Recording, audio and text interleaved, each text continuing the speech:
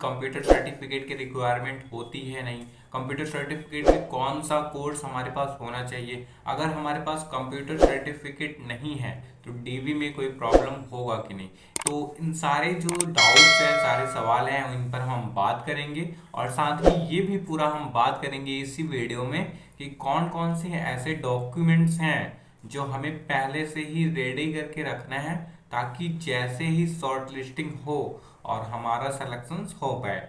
आपको मैं एक और बात बताना चाहूँगा, पोस्ट ऑफिस में जो जॉब है वो डॉक्यूमेंट वेरिफिकेशंस के बेस पर ही जॉब दिया जाता है और लगभग यहाँ पर 50 से 60% ऐसे कैंडिडेट्स होते हैं जो कि डॉक्यूमेंट्स ना होने की वजह से ही शॉर्ट लिस्टिंग होने के बावजूद उनको जॉब नहीं मिल पाता है।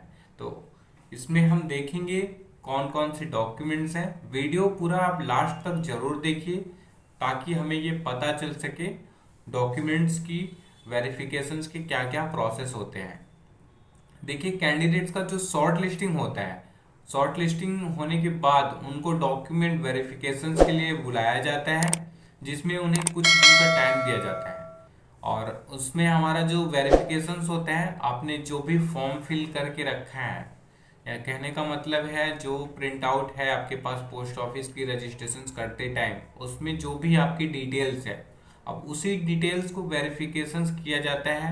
आपने जो मार्क्स फिल करके रखा है वो आपकी 10th की मार्कशीट और सर्टिफिकेट उससे मैच खानी चाहिए, उसमें कुछ भी मिस्टेक्स ना हो, तो वो आपका वेरिफिकेशन होगा। यानी कि फर्स्ट डॉक्यूमेंट्स ये हो गया हमारी 10th की मार्कशीट और सर्टिफिकेट, और उसके बाद जो आपने फॉर्म अप्लाई किया है पोस्ट ऑफिस का, उसका एक प्रिंट आउट आपके पास होना चाहिए, आपके पास रजिस्टर्ड मोबाइल नंबर होनी चाहिए, आपके पास मेल आईडी होना चाहिए। तो ये वेरिफिकेशंस के टाइम पर जरूर लगेगा। और इसके साथ आपके पास जो है 10th की मार्कशीट, तो मैंने आपको बता दी, ये सबसे इम्पोर्टेंट डॉक्यूमेंट्स हो गया। और इसके बाद यहाँ पर अगर आपकी कैटेगरी अप्लीकेबल है, जैसे आप ओबीसी पर सिलेक्शन हुआ है, एससी कैटेगरी पर हुआ है, एस और एसटी पे हुआ है, या फिर ईडब्ल्यूएस पे हुआ है, पीडब्ल्यूडी कैटेगरी पे हुआ है, ट्रांसजेंडर पर हुआ है, तो ऐसे में आपको जो है उस कैटेगरी का सर्टिफिकेट भी अप्लीकेबल होगा। आपको वो सर्टिफिकेट दिखाना पड़ेगा। अगर आपका अनरिजर्व कैटेगरी पर हुआ है सिलेक्शन, तो इस केस में आपको जो है कास्ट सर्टिफिकेट नहीं लगेगा। आप बेफिक्र जाइएगा डॉक्यूमेंट वेरिफिकेशंस में, अगर आपका सिलेक्शन अनरिजर्व कैटेगरी पे हुआ है। अगर OBC, SC, ST, PWD category इन सब पे हुए हैं तो आपको उस कैटेगरी का सर्टिफिकेट दिखाना पड़ेगा। सेकंड, इसके बाद हम बात करेंगे एक कंप्यूटर सर्टिफिकेट। कंप्यूटर सर्टिफिकेट भी रिक्वायरमेंट है, आप ऐसा मत सोचिए बहुत सारे डिविजन्स में आपको परेशान कर देंगे कंप्यूटर सर्टिफिकेट के लिए। उसकी फीस भी बहुत मिनिमम है, आपसे कोई ज़्यादा चार्जेस नहीं लिया जा रहा है। हमारी तरफ से भी आपको कंप्यूटर सर्टिफिकेट मिल जाएगा। अगर आप किसी अदर बाहर जाओगी तो इसके आपसे ज़्यादा चार्जेस ले लिए जाते हैं, 1000, 2000, 3000 तक चार्जेस ले लिए जाते हैं। लेकिन अभी आप हमारे इंस्टीट्यूट की तरफ से सर्टिफिकेट लेते हो तो मात्र आपको 599 रुपये में सर्टिफिकेट दे दिया जाएगा।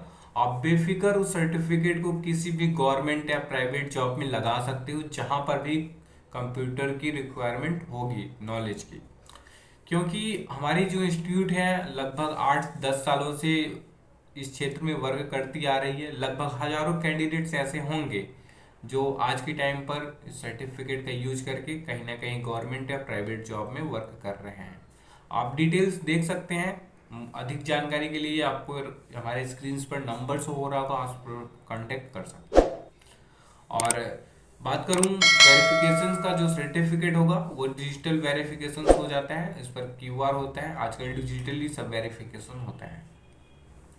और यहाँ पर देखिए बहुत सारे कैंडिडेट्स प्रीवियस ईयर के हैं जो कमेंट्स कर रहे थे, सर हमारा जो है वेरिफिकेशन नहीं हो रहा है, जो पोस्ट ऑफिस के एम्प्लॉयज हैं वो वेरिफिकेशन करने से मना कर रहे हैं। तो ऐसे बहुत सारे केसेस देखने को मिले हैं। मैं आपको ये सजेस्ट करना चाहूँगा कि बहुत ज़्यादा फीस नहीं है, आप जो है कहीं ना कहीं से मैनेज कर लो अगर आपका जो है शॉर्ट लिस्टिंग हो चुका है। और इसके साथ आपको जो है इनकम सर्टिफिकेट यानी कि आय प्रमाण पत्र भी आपको कलेक्ट करके रखना है। और ट्राई करिएगा कि जो सर्टिफिकेट है 2025 का ही हो आपके पास। अगर नहीं बन पा रहा है तो आप 2024 का अभी फिलहाल सबमिट कर सकते हो। बाकी आप अपनी तरफ से कोशिश करिएगा कि सर्टिफिकेट 2025 का ही हो। तो आय प्रमाण पत्र हो गया, कास्ट प्रमाण पत्र हो गया। एक निवास सर्टिफिकेट होता है, यानी कि डोमिसाइल सर्टिफिकेट, ये भी आपके पास होना चाहिए, तभी जाके ये प्रोसेस जो डॉक्यूमेंट वेरिफिकेशन का है ये कंप्लीट हो पाएगा।